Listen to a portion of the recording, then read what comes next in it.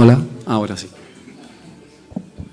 Buenas noches, o buenas tardes, noches. Bueno, para los que no me conozcan, mi nombre es Javier Llamas, soy el alcalde de la localidad y me gustaría darles la bienvenida a todos, señor consejero del Cabildo, señora concejal de Cultura, el resto de concejales del equipo de Gobierno de los Llanos y público en general y amantes de este género. Para mí es un honor, por primera vez para mí, pero por cuarta vez para los Llanos de Aridane, darles la bienvenida en la tarde-noche de hoy a Aridane Criminal, como decía, en su cuarta edición. En esta ocasión, el verdadero artífice de este festival, de este encuentro, y que figura en pantalla, Alexis, no nos puede acompañar por razones que todos ya conocen, y por eso en esta cuarta edición este festival, este encuentro, irá dirigido a su figura, a su persona.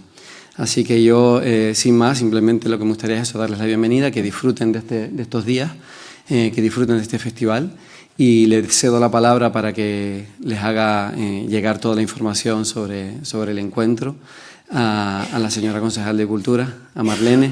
Así que Marlene, tienes la palabra. Bienvenidos y muchas gracias.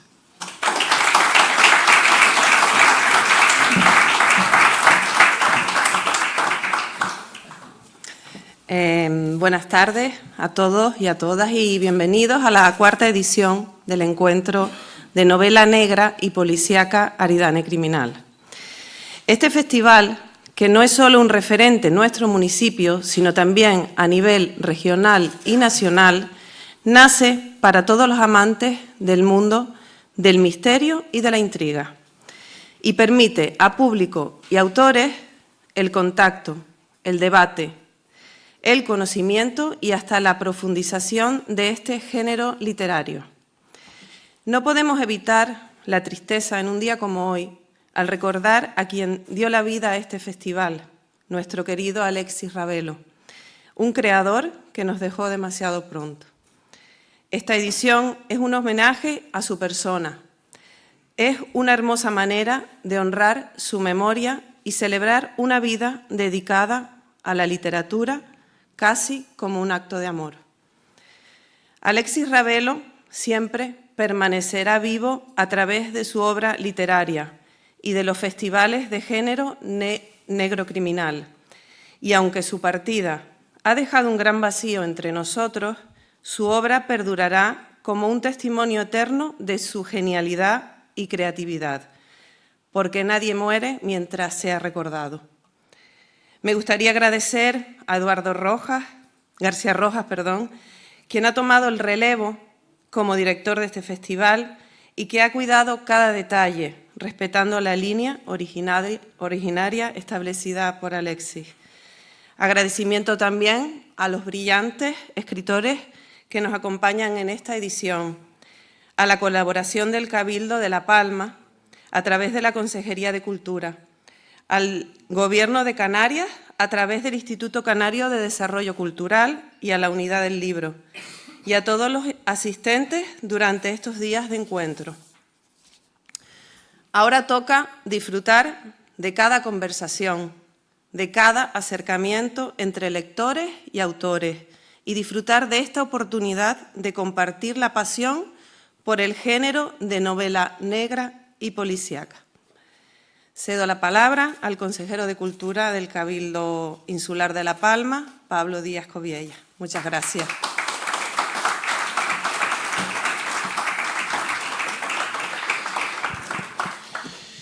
Bueno, buenas tardes a todos y a todas. Creo que este festival, con esta imagen, yo creo que se presenta solo. Está en la memoria de todos nosotros, yo creo que prácticamente todos los días. Y bueno, pues esta es una ocasión especial para poner en valor toda esa creatividad y todo ese empeño que él puso en este festival, que además pues nos da una oportunidad de acercarnos a un género que siempre está como ahí, o tengo la sensación yo de que solo es para un grupo reducido de personas y nada más lejos de la realidad. Bueno, pues creo que yo desde chiquito pues leía a Agatha Christie, cosas así, que era un poco raro que un chiquito de 7 o 8 años pudiera leer a Agatha Christie. Bueno, mis compañeros me decían, pero ¿esto te gusta? Sí, me encanta.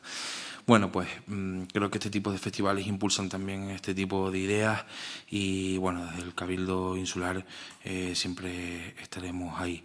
También excusar la presencia del presidente del Cabildo, Sergio Rodríguez, y nada, larga vida al Festival Aridane Criminal y que esté por muchos años entre nosotros. Muchas gracias.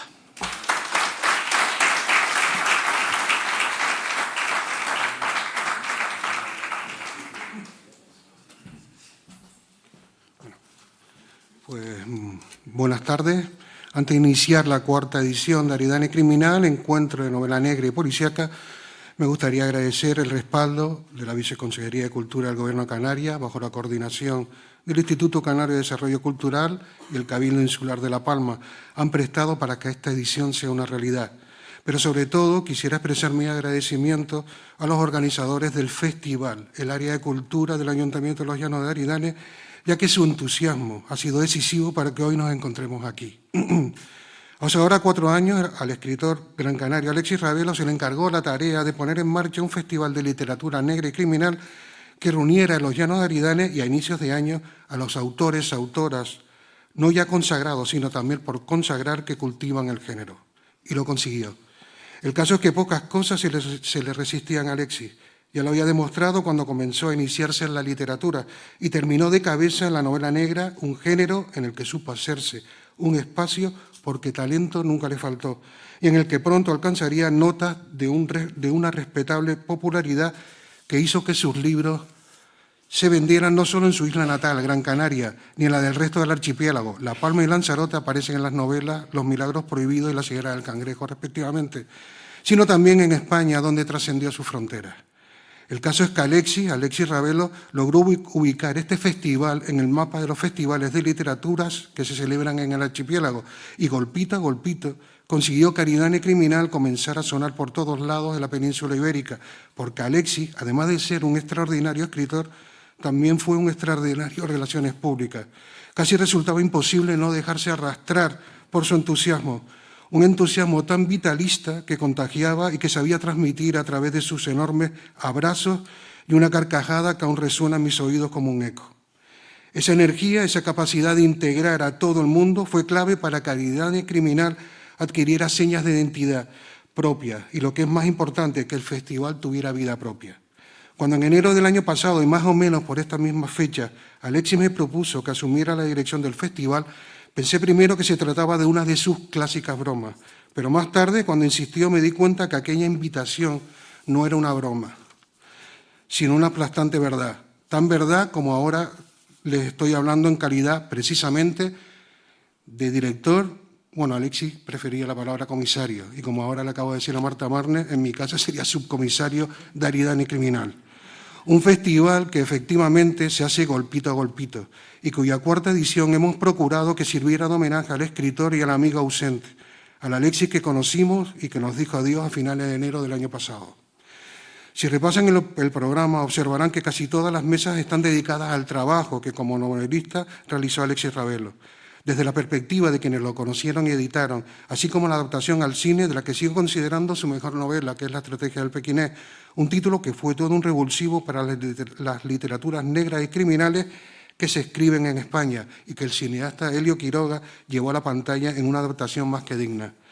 El último día de Aridane Criminal, la música que sonará en Letras a Tiro le rinde homenaje a través de las canciones y los textos de sus novelas. Para cerrar la jornada, invitaremos a los amigos, amigas de Alexis a que suban al escenario para que nos cuenten no solo lo que significó conocerlo en este breve tránsito que es la vida, sino en cómo formó parte a partir de entonces de las nuestras. Por todo esto, a continuación habrá una entrevista que mantendrá Javier Rivero Grandoso, que es profesor de la Universidad de La Laguna de Filología, con el cineasta Helio Quiroga para hablar de La Estrategia del Pequinés. Así que me gustaría terminar con el lema de este festival que lo acuñó Alexis, ¿no? Recuerden siempre que Aridane Criminal es un festival que se hace a golpito, a golpito, a golpito. Muchas gracias.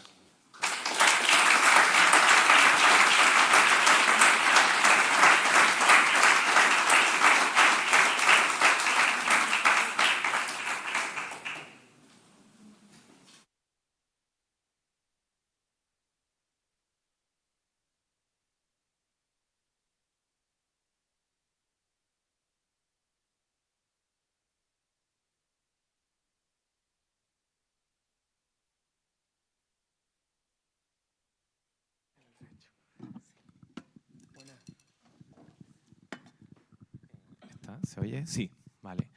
Bueno, buenas noches. Ahora con el foco no les veo, pero sé que están ahí.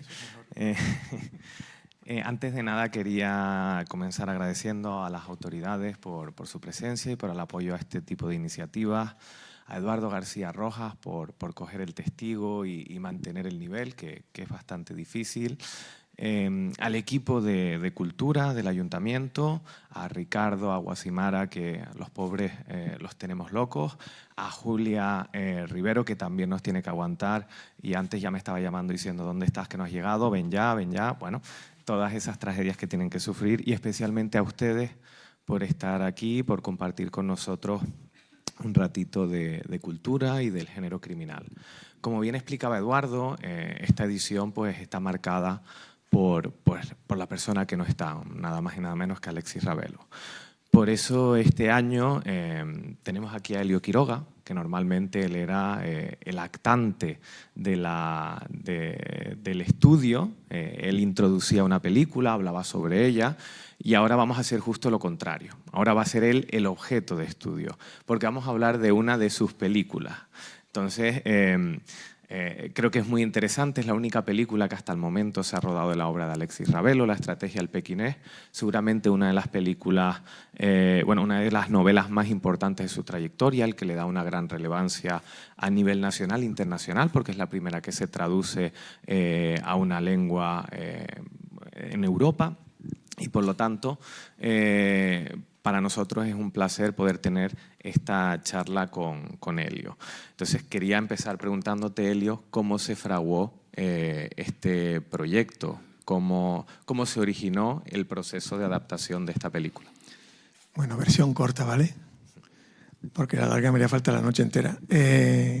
Pues yo leí la novela en 2014, creo que fue, en algún momento en mitad del año, y yo a Alexis ya le conocía de habernos visto muchas veces, iba a echar las mías, iba a echar las suyas, en fin, ahí estábamos. Y cayó en mis manos la novela, me la leí y recuerdo que tras cerrar la página me dije, esto tiene que ser una peli lo antes posible. Y le llamé, le dije, Alexis, ¿dónde estás? Me dice, estoy presentando una novela. Me dice, vente. Digo, venga, vamos y te ofrezco algo y tomamos un café. Estaba presentando una novela suya que fue Las flores no sangran, una novela que, por cierto, se ha publicado en francés, vía Mirabol Ediciones.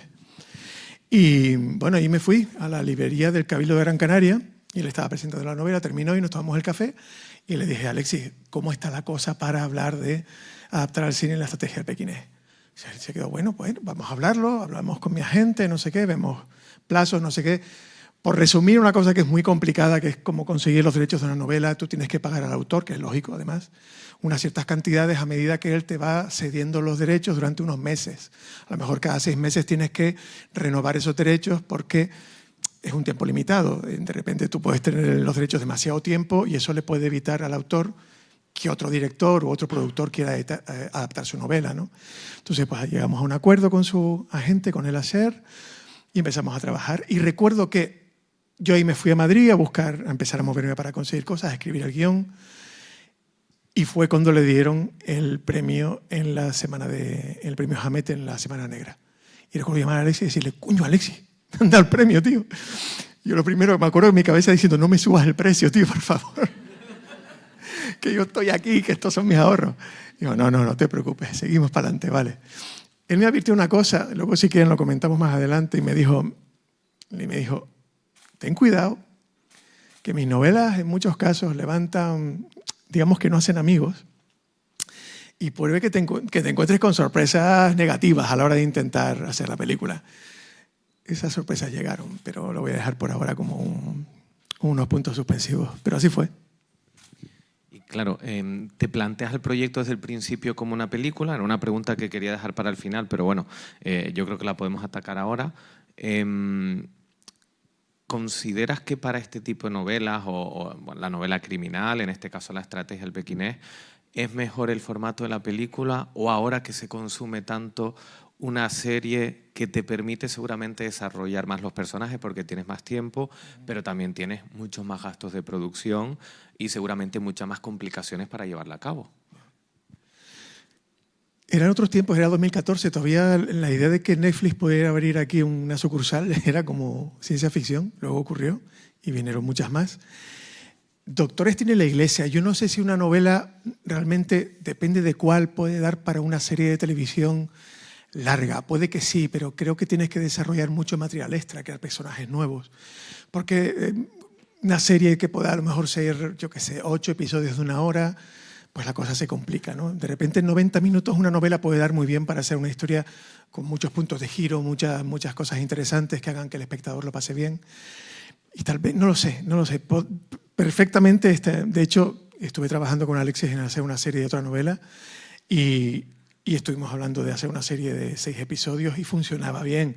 De hecho, nos creamos nuestros propios episodios que iban un poquito para afuera y para adentro, volviendo hacia la novela, pero complica el trabajo, sobre todo para buscar una línea que el espectador no se aburra, etc., ¿no? Pero desde el principio fue película, no había otra opción en España en ese momento. Sí. Y una vez que ya sale hacia adelante el proyecto de la película, que empiezas a tocar puertas, me imagino la mayoría cerradas, pero bueno, ¿cómo es el proceso? Es decir, primero ya me imagino que tendrías el guión antes de tocar puertas. ¿Cómo fue el proceso del guión? Bueno, para el guión contacté con un guionista con el que suelo trabajar mucho, que se llama David Muñoz. Con él lo he hecho prácticamente todo, siempre a 4 manos. Y estábamos muy interesados en que Alexis nos diera parecer, porque Alexis es un tío muy relajado.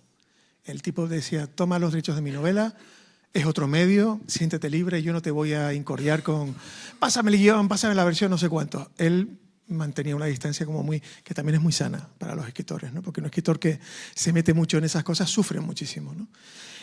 Bueno, pues así fue la relación, le mandábamos así todo porque éramos muy tercos. Mira, Alexis, ¿qué te parece esta versión? ¿Qué te parece esta tal cual, pascual? Y él decía, siempre bien, sin problema, todo perfecto.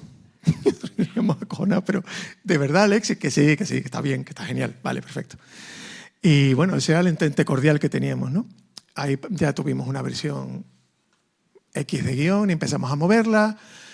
Yo metí un poquito del poco dinero que me quedaba en la cuenta bancaria y a partir de ahí, que es con lo que pagas el desarrollo y todo esto, empezamos a buscar lo que se busca en España. Una televisión que te adelante el dinero, que fue en este caso Televisión Española, ya verán el logo, que fueron muy valientes y fueron los primeros que entraron.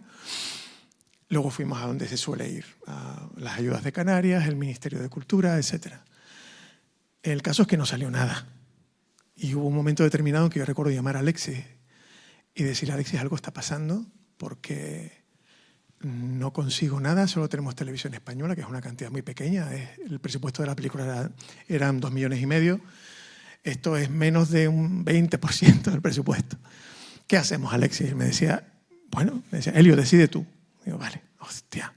Y en ese día, un día después, y esto me llamó un productor español que me dijo, yo te produzco la película. Y yo le dije, mira, no, porque es una película que tiene unos compromisos con otra gente que ha metido dinero y no estamos interesados. Y bueno, al final no pudo ser, no se llegó a un acuerdo con él, pero pudo haberse hecho con este productor. Y finalmente tomé la decisión de se hace solo con el dinero que tenemos y era el dinero de Televisión Española. O sea, se hizo con un 25% del presupuesto total. Ahí metí un poco de mis ahorros más. Se hizo con muy poco dinero la película, ya lo verán. Pero se hizo con mucho cariño, muchísimas ganas, que esa era la idea. Y el asunto del mundo, cuando Alexis en un momento determinado me dijo, bienvenido a mi mundo, fue cuando en la película ya verán que hay un pequeño caso de corrupción policial. Que eso a Alexis le gustaba mucho meterlo en las novelas. Y claro, empezamos a pedir ayuda. Bueno, Guardia Civil, por favor, ¿nos pueden dejar uniformes tal cual, pascual, para hacer la película? Mándenos el guión, toma el guión. Guardia Civil no nos deja uniformes, vale. Policía Nacional, mira que lo mismo, le mandan el guión, tampoco. Policía Nacional tachada. Hicimos lo mismo con la Policía Municipal de Las Palmas y también dijeron que no, y era en plan, ¿pero qué nos queda? Y Alexis dijo, ¿y la Policía Autonómica? La Guanchancha. Y dijeron que sí. No pidieron ni el guión, fueron súper majos, súper buena gente. Pero la última vez que no quedaba ninguna policía por la que pedir, ahí Alexis me dijo, bienvenido a mi mundo. Esto me pasa siempre. Así todo, Alexis tenía grandísimos amigos, sobre todo en la Policía Nacional y en la Guardia Civil, que le daban muchísima documentación para sus novelas. De hecho, tenía una relación de amistad absolutamente maravillosa con varios comisarios que eran grandes cómplices de él para documentarle, ¿no? O sea, que es una reacción. Una cosa curiosa que pasa en este país, todavía no estamos acostumbrados a que la policía colabore en ese tipo de películas, cuando en Estados Unidos, que ya puedes contar lo que te dé la gana malo sobre la policía, ellos te ponen coches, helicópteros y lo que sea, ¿no? Pero bueno, estamos en ello.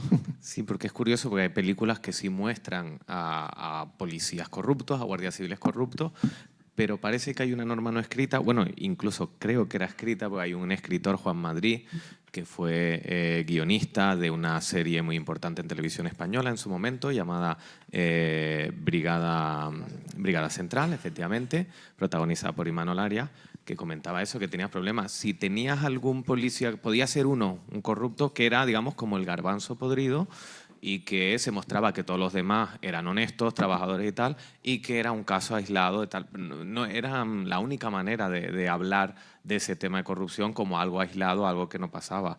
Es algo un poco curioso que yo entiendo que las fuerzas de seguridad del Estado pues tienen sus símbolos, pero que no los cedan para obras artísticas.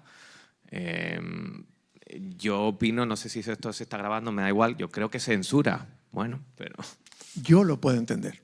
O sea, pasados los años siempre puedo decir, comprendo la... Bueno, de hecho ahí tenemos a Andrés Coppel, que escribió una novela protagonizada por guardias civiles. Muy rápidamente, lo digo así, en un momento dado me llama muy asustado y dice, oye, que tú, ¿cómo se llama? De repente me dice la chica de la ORI, que es la relación guardia civil, que en tu guión hay dos policías malos.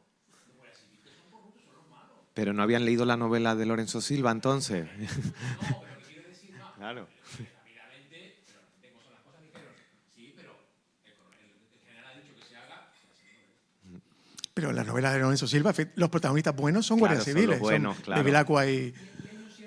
Lo que también es cierto que no le puedes pedir a la Guardia Civil, si vas a hablar mal de ellos, que aparte dejen los coches y los gestos. Hombre, claro que no, por supuesto.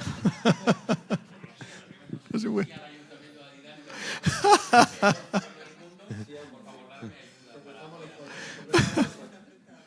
Es que sí, hombre.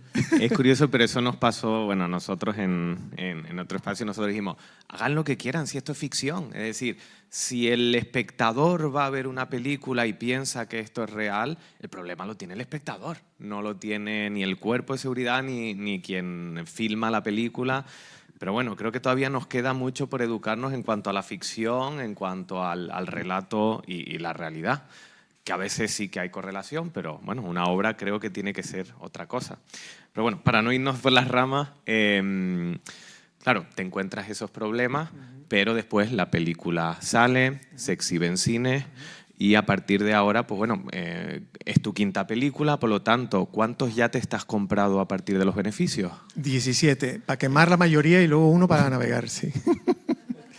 Esto le estaba preguntando antes, hablábamos de las preguntas que hace David Broncano en su programa, pues digo, no me hagas las preguntas de Broncano, por favor. Vale, pues bueno, es una situación complicada cuando produces tú mismo también la película. De hecho, me ibas a decir algo del casting, no sé si me queda... Sí, después te pregunto por el casting. Vale, vale, pero sí, los yates los tengo aparcados. Sí. Claro, y bueno, ya introducimos lo del casting, claro, tienes ya la película, el guión. Hay una cuestión que a mí me llamó mucho la atención, sobre todo cuando la vi por primera vez, que era la elección de personaje, que obviamente, bueno, lo que había dicho Alexis, y eso es obvio que una adaptación significa una creación distinta y por lo tanto no podemos juzgarla a partir del libro, pero sí que se modificaban los personajes por la elección del actor, claro, como es obvio. Y yo notaba, por ejemplo, dos actores bastante reconocidos, como son Unax Ugalde y Jorge Bosch, ¿sí? Que hacen los dos papeles principales, claro, que son peninsulares. Entonces, además hay un cambio de edad en uno de los personajes. ¿Qué supuso esto o cómo se desarrolló esa elección de casting? Vale, muy rápidamente. Cuando esta película costaba 2,5 millones, teníamos... Tito el Palmero lo iba a ser Jovic Keucherian, que por cierto seguramente se ha nominado al Goya al mejor actor por Un amor este año, una película de Isabel Coixet maravillosa, y él habría sido el protagonista, un hombre que ahora tiene 50 y pico para 60 años. Y el rubio lo hubiera hecho Javier Gutiérrez, que estaba también en la misma franja de edad. O sea, habría sido una persona de personajes derrotados, mayores, cansados, fuertes, grandes. Entonces, cuando hubo un cambio de presupuesto y hubo que bajar, y lo primero fueron dar las malas noticias, fue a mucha gente, no solo fue a Jovic, fue a Javier, fue al director de fotografía, que hubiera sido el director de fotografía que suele trabajar con Rodrigo Sorogoyen. Estuvimos trabajando con él, planificando la película. Tuve que decirle, no tengo dinero para ustedes, y tuvimos que bajar toda la parte técnica también de la película. Pues en ese momento nos encontramos con que teníamos un guión escrito para personajes de 50 años. Y lo primero que hubo que hacer fue reescribir el guión de arriba abajo. Y reescribirlo para un Ugalde que tiene, no voy a decir su edad porque a lo mejor no quiere, pero aparenta... En Wikipedia, es joven. Vale, okay, es joven, aparenta 30 y pico. Entonces, bueno, había que cambiar todo el guión, adaptarlo a él, buscarle una razón para vivir aquí. Y también había un asunto de, que es lo que en algún caso se ha preguntado, una película canaria, que los protagonistas son canarios en la novela porque hay tanto prota peninsular, ¿no? Esas son decisiones que acabas tomando también en comandita con la distribuidora, que en este caso decían, tenemos que tener nombres importantes en el casting de la película y en el cartel para que la gente vaya al cine o para que la gente vea la película en la plataforma cuando vaya a una plataforma, y tenemos que elegir nombres peninsulares. Tenemos a Kira Miró, que ya digamos que es la parte canaria, pero hay que elegir, entonces nos buscamos actores peninsulares, y claro, con ese asunto de que lo que pasa últimamente siempre ha pasado en las islas, que hay un montón de gente de la península que vive aquí, que trabaja, que se busca la vida, etcétera, ¿no? Entonces decidimos, bueno, no queremos que haya demasiado problema, son canarios integrados, canarios llegados aquí, y tenemos siempre a Kira Miró con su acento, que haría de la parte más canaria, y luego todos los secundarios y pequeñas partes que son todos de actores canarios. Pero sí estaba en la cabeza ese asunto de estamos renunciando a algo, y fue una de las primeras cosas que hablamos con Alexis, ¿no? De no hay más remedio, son imposiciones, estamos trabajando en unas condiciones muy límite, y la distribuidora tiene razón en pedirnos nombres con un poquito de tirón para poder atraer un poquito más a la gente a las salas o al visionado cuando sea en plataforma, ¿no? Claro, además un Ugalde, como decías, cambia el personaje, pero encima es que el cabrón es muy guapo. Entonces ya te destruía por completo el personaje. Cherian, bueno, es otra guapura. Exacto, bueno, tiene otro estilo. Otro tipo de persona, de hombre, sí, totalmente. Y como hablabas, Kira Miró es en otro espectro porque, claro, ella sí es canaria, además tiene un acento canario muy marcado en la película, y de hecho había un profesor que lo comentábamos cuando vimos la película, los dos lo vimos en el cine, y me decía, claro, es que es la primera película que yo veo en la que por fin se hizo un ¡ño! Eso lo dice ella. Sí. Y tener, claro, ese tipo de rasgos que, claro, contrastan un poco con los otros personajes, pero dotan y creo que recupera ese ambiente canario que está muy bien reflejado en las calles, en los planos aéreos que se hace de la ciudad. Sí, también hay una... tuvimos muy poco tiempo para ensayar. Una película requiere ensayos, porque no teníamos tiempo prácticamente para... Tiempo es dinero. Y no teníamos dinero para estar pagando a los protagonistas demasiadas estancias de hotel, etc. Entonces también hasta tuvimos que reducir esas cosas y llevar al mínimo todo, ¿no? Al mínimo, al borde de, uy, que nos caemos, ¿no? Pero bueno, la cosa salió bien. Una cosa que quiero que sepan también, ¿alguien de aquí no ha leído la novela? Muchos seguramente, ¿no? Es que no les quiero reventar la novela, pero bueno, para ver la película, así que no pasa nada.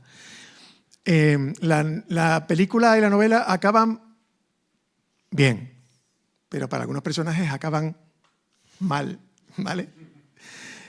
A ver cómo digo esto sin hacerles un spoiler. En la novela, Alexis, que es tremendo y es brillante como escritor, es Dios escribiendo, decidió que un personaje importantísimo de la novela desaparecía, moría antes del tercer acto, antes de que se empiece a acabar la película. Yo recuerdo estar leyendo la novela, pegarme el shock y decir, pero Alexis, ¿qué me estás haciendo? ¿Qué me estás haciendo, tío? Y lo primero que hice fue, Alexis, yo a ese personaje lo voy a dejar vivo en el guión hasta el final del todo, tío, porque es el que guía la película. Y Alexis me dijo, vale, buena idea, perfecto, sin problema. Digo, vale, ok, yo estaba acojonado, iba cagado pensando, me va a decir que no, pero no, sin problema. Y claro, en cuanto a la elección de personajes, hay uno que de hecho el propio Alexis ensalzaba mucho, porque yo creo que para muchos fue un descubrimiento, porque no era un actor especialmente conocido, que es el que hace el papel del turco. Pep Jové, que hace un papelón. Claro, ¿cómo fue esa elección? En este caso, además, es un personaje peninsular en la novela, que es obviamente también un personaje peninsular en la película. Y claro, para muchos no, pues fue un completo descubrimiento. Pues esa fue una cosa, Alexis me dijo, la única cosa que quiero en esta película es que pongas a Pep Jové como el gordo. Solo te pido eso. Pep Llobet es conocido por haberse hecho una serie que funcionó muy bien en televisión, que era... ¿cómo se llama? En un instituto ocurre, bueno, me vendrá. La de compañeros. Merlí, correcto, gracias. Merlí. Y bueno, yo le dije, ok, claro, es un actor maravilloso, perfecto, para acá, venga, lo metemos. Y está extraordinario, ya lo verán, es un personaje Scorsese total, está maravilloso en la película. Sí. Después, otro elemento fundamental que comentábamos antes son las calles, la ciudad. En la novela de Alexis, la ciudad, sobre todo Las Palmas, tiene un papel muy importante, la isla de Gran Canaria en general, y a ti te interesa mucho eso y además se ven los planos del casco antiguo, es decir, las calles viejas, esas partes también marginales de la ciudad. ¿Cómo fue el rodaje? ¿Fue sencillo obtener esos permisos? Los rodajes en exteriores siempre son más complicados que un rodaje en interior. ¿Cómo se desarrolló? Pues fue complicado porque íbamos a Salto de Mata con muy poco tiempo, se rodó en poquísimo tiempo la película y entonces íbamos como locos. Volvimos locos al ayuntamiento con los permisos porque les decíamos, mañana vamos a rodar. Ay, no podemos, pasado mañana. No, mira, mañana sí. Y bueno, al final más o menos conseguimos que, bueno, por puro milagro que el ayuntamiento nos diera permisos y pudiéramos trabajar y sin causar problemas en la ciudad, porque Las Palmas es una ciudad muy complicada para rodar, muy, muy complicada. En cuanto cortas el tráfico se lía parda. Pero se pudo trabajar bien con comodidad y la idea era, pues justamente lo que tú dices, recorrer algún barrio. Allí uno de los personajes principales vive en el Risco San Nicolás, que es básicamente una montaña cubierta de casas de autoconstrucción, son varias montañas, y que las inmortalizó Oramas en su obra pictórica, ¿no? Un pintor allí muy conocido. Y me gustaba de hecho, he recorrido mucho el barrio, no solo para localizar, sino después he hecho fotografías, es un barrio que me ha enamorado. Un barrio muy difícil de caminar porque está lleno de escaleras, tremendamente complicado, en el que la gente vive vidas muy difíciles, pero increíblemente bonito. Y entonces hay un par de planitos en los que se ve el Risco y dice, bueno, pues un pequeño homenaje a esa zona, ¿no? Sí. Intentamos también buscar que la arquitectura fuera parecida a la arquitectura que hay en el Risco, porque luego se rodó en otros sitios más sencillos, etc. Como decías tú, Andrés Coppel, antes estábamos comentando, hay dos formas de hacer una localización de una película, pensando en el guión y pensando en el rodaje, ¿no? Pues aquí, por puro hambre, se localizamos pensando en el rodaje, en plan, ¿dónde es el sitio más fácil? Aquí, vale, perfecto, no le demos más vuelta.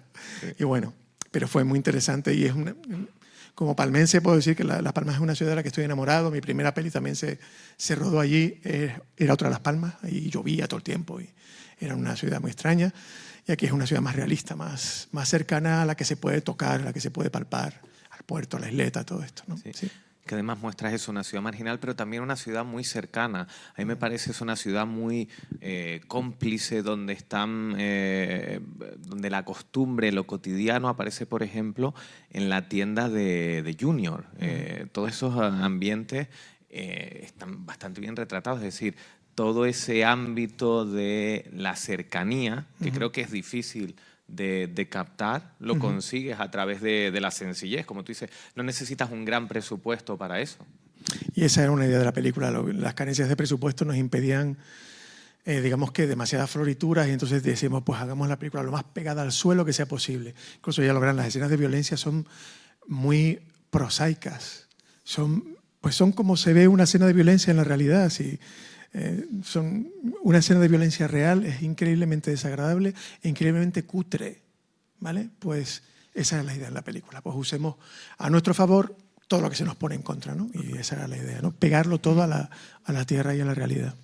Y después, hablando precisamente de técnicas que utilizas, hay dos que me han llamado mucho la atención.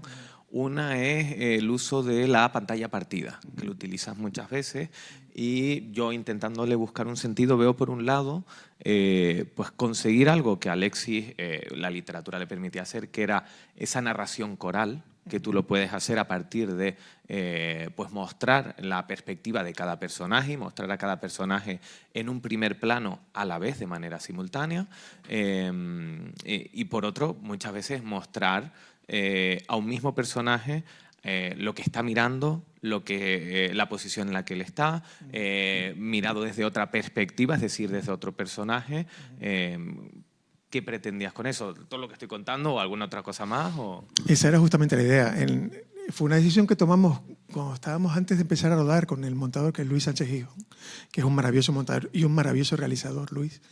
Y recuerdo estar sentados hablando de esto y pensar, vamos a pensarlo y tenerlo en la cabeza y después de rodar decidimos finalmente. Y hubiera un momento cuando se está planteando el golpe, que es en la casa del Rubio, están en una mesa redonda, los tres planeando el golpe que van a dar, es la historia de un golpe, de un robo. Y de repente había un momento en el que Kira es una actriz maravillosa, extraordinaria, y estaba comiéndose con los ojos a Unax.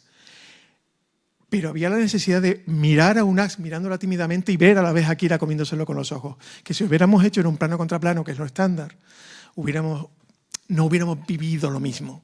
Y me pareció que era una buena idea, por ejemplo. Y ahí empezamos a tomar la decisión de, bueno, tenemos material como para hacer un juego a la Richard Fleischer, muy modesto, de multipantalla, sí. Pero claro, esa era la idea, justamente. Y creo que ahí se traslada en lenguaje cinematográfico algo que es muy complicado, que es algo que tiene Alexis en lenguaje literario en la novela. La atracción, sí. Todo este tipo de cosas, totalmente. Claro, porque la mientras mentira. él lo muestra a través de la narración de cada personaje, tú lo puedes hacer a través de la pantalla compartida, la pantalla simultánea. Absolutamente. Y por otro lado, otro elemento que me parece muy, muy interesante es que respetas la estructura de la novela de Alexis, incluido esos rótulos de los capítulos, como vas indicando al espectador en qué secuencia o digamos en qué capítulo se va a encontrar. ¿Por qué decidiste mantener esa estructura de capítulos? Me pareció razonable porque otra cosa que hacía Alexis maravillosamente bien era que titulaba con un arte increíble y titulaba capítulos muy bien. Y había partes en que decía, esto merece la pena estar, porque sirve para fragmentar la película, que el espectador se dé cuenta de que estamos ya pasando, por ejemplo, del primer acto al segundo acto, de que ya la cosa se está poniendo más seria para los personajes, etc. Y también dividir la película en pequeñas microhistorias, que pueda el espectador, la espectadora decir, vale, me meto y sigo, y dejarte llevar por la ola, ¿no? Me pareció que era bonita como recurso, ¿no? Sí, esa era la idea. Y otro elemento que también es muy complicado de traspasar, Alexis Ravelo es un escritor de novela negra, es un escritor que se puede considerar un poco del estilo hardboiled, de novelas duras, pero mantiene una poeticidad, yo creo que muy interesante, que lo muestra a veces en metáforas, en manera de describir, en la sugerencia que tiene su narración, en lo que insinúa, y creo que eso se hace en la película, y hay un momento que me parece muy poético, que bueno, se intuye con lo que ocurre al inicio, no voy a desvelar nada, porque si no han visto la película no voy a hacerle spoiler, que es el final. Ese final que nos remite al inicio, que nos remite al comienzo y que, claro, dota de ese halo poético, de ese sentimiento que tienen las novelas de Alexis, a pesar de que son muy duras, son violentas, hablan de temas muy desagradables, temas incómodos, pero que sigue subyaciendo esa poeticidad. Es una cosa que efectivamente pasa mucho en las novelas de Alexis. Él tiene mucho cariño por sus personajes y quiere que acaben de alguna forma o redimidos, y lo hablamos muchas veces. Está ese famoso eslogan que tenía una productora de cine de Hollywood clásico, que fue casi la que empezó a hacer cine negro, que se llamaba la Warner Brothers, que tenían ese eslogan que era "Crime doesn't pay", el crimen no recompensa nunca. Entonces ellos tenían la obligación, aparte cuando vino el código Hays y todo esto en Estados Unidos, de que todas las películas de cine negro siempre terminaran mal para el protagonista. Siempre hubiera una moraleja para el espectador de "Crime doesn't pay", el crimen es malo. Y en el caso de todas las novelas de Alexis, y en el caso de esta película, la idea es, vale, de acuerdo, se ha cometido un delito, lo sabemos, lo asumimos, pero ese delito ha llevado bien a algunas personas que de otra forma no habrían podido, digamos que, salir del agujero en el que están, ¿no? Y bueno, ya verán por qué en la escena final de la peli. Pero sí, esa es la idea, y era la idea de llevar ese cariño que tiene Alexis a esos personajes, siempre. Claro, y hablamos de novela negra y de una película pues, de cine negro en este caso, pero Alexis Ravelo comentaba que su novela, y creo que la película estará de acuerdo, realmente es una película romántica, es una película de amor. Una historia de amor, por supuesto. Claro. Y es una historia de un sacrificio por amor también. Exacto. Totalmente, sin duda. Claro. Que parece que en principio el móvil es económico, pero obviamente no es el único móvil que está dentro de la película, y que de hecho lo que mueve a los personajes más que el dinero es precisamente el amor. Totalmente, absolutamente. A ver si vamos a descubrir ahora que realmente Alexis no era un escritor de novela negra, sino era un escritor de novela romántica. A ver si... Bueno, no sé, creo que ya estamos prácticamente fuera de tiempo. No sé si caben intervenciones del público. No sé si alguien quiere hacer una pregunta. Sí, ahí hay una. A mí me gustaría que comentaseis el tema de la banda sonora, que aunque yo ya lo sé, pero creo que... Muy rápido, la banda sonora. Bueno, hay una canción que la compuso Alejandro Ramos, que es amigo de toda la vida.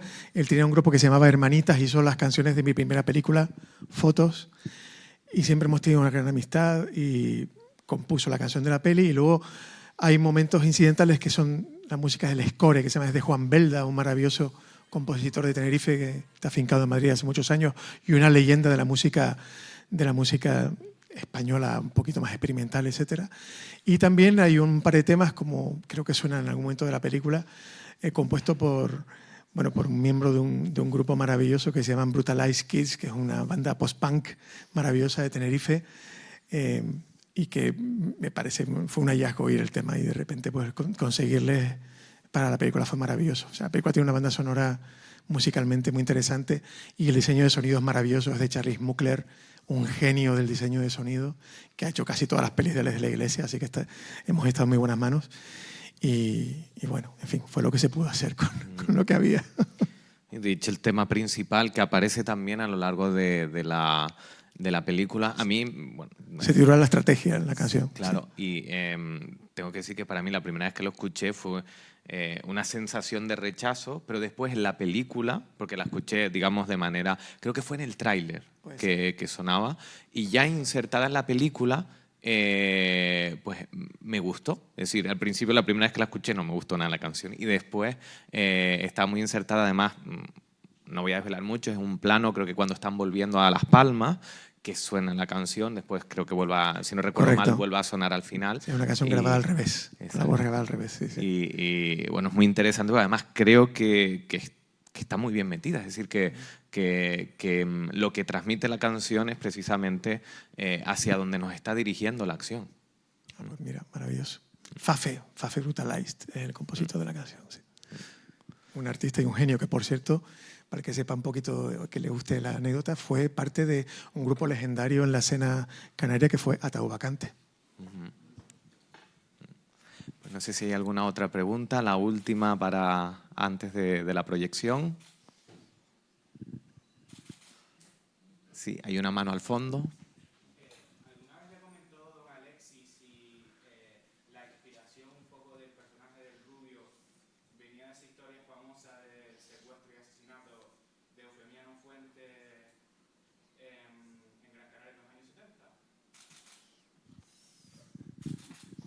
No me lo comentó y estoy prácticamente seguro que no, porque son historias completamente separadas.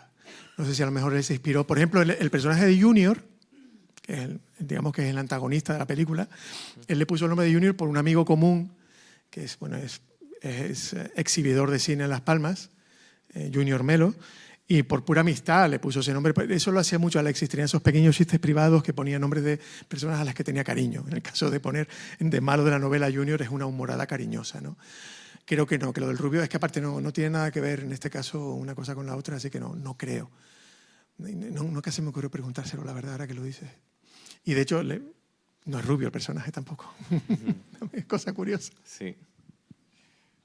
Bueno, pues ya estamos fuera de tiempo, así que les agradecemos enormemente haber estado en esta primera charla. Muchas gracias a Elio Quiroga por estar con nosotros y ahora a disfrutar de la película. Muchas gracias.